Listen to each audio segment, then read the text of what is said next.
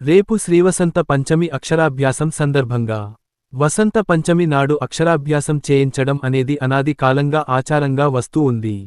సాధారణంగా అమ్మ ఆవిర్భావ దినం రోజు విద్య మొదలుపెడితే సకల విద్యలు సులభంగా సుసాధ్యం అవుతాయి అనేది నమ్మకం.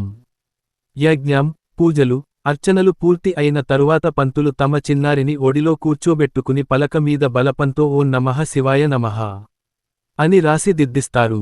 అక్షరాభ్యాసం ఎలా చేయాలి? విద్య బతుకు తెరువును చూపేది మాత్రమే కాక బతుకు పరమార్థాన్ని తెలిపేది అని కూడా మన పెద్దల అభిప్రాయం.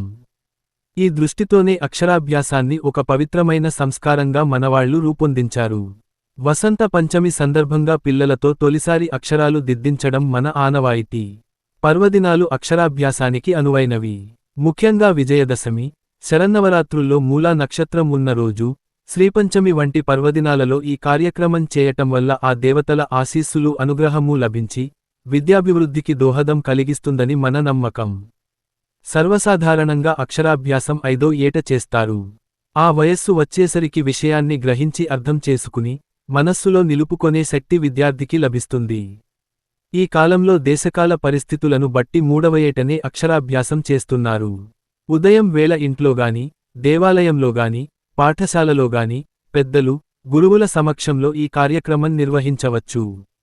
మన సంప్రదాయంలో విద్యాధిదేవతలు కొందరున్నారు. అక్షరాభ్యాసం నాడు ఆ దేవతలను పూజించి విద్యార్థిచేత అక్షరాలు దిద్దించటం సంప్రదాయం. సకల విఘ్నాలను తొలగించే వినాయకుణ్ణి, విద్యల దేవత అయిన సరస్వతీ దేవిని అర్చించి ఈ కార్యక్రమాన్ని ప్రారంభిస్తారు. దక్షిణామూర్తి, దత్తాత్రేయుడు, విశ్వక్సేనుడు మొదలైన వారిని విద్యాదేవతలుగా పూజిస్తారు. ఆ తరువాత ఓం నమః శివాయ సిద్ధం నమః అనే అక్షరాలను విద్యార్థిచేత దిద్దిస్తారు. విద్యాధి దేవత సరస్వతి అయినా జ్ఞానస్వరూపుడు శివుడు కాబట్టి నమఃశివాయ అక్షరాలు దిద్దడంతో అక్షరాభ్యాసం ప్రారంభమవుతుంది. విద్యార్థితో తొలి అక్షరాలను బియ్యంపై రాయించే ఆచారం కొన్ని చోట్ల ఉంది. ఆ చిన్నారికి ఎప్పుడూ ధనధాన్యాలు సమృద్ధిగా చేకూరాలని దీవించడమే ఇందులోని అంతరార్థం. వీడియో నచ్చితే గురుదక్షిణగా షేర్ చేయండి. మన హిందువులకు సనాతన ధర్మం అంటే తెలియని వాళ్లకి తెలిసే విధంగా మీ వాట్సాప్ గ్రూప్, ఫేస్బుక్ గ్రూపులకు పంపించండి. లైక్ అండ్ కామెంట్ చేయడం మరిచిపోకండి. మీకు తెలియని చాలా విషయాలు తెలియజేస్తాను. సబ్స్క్రైబ్ చేసుకోవడం మరచిపోవద్దు.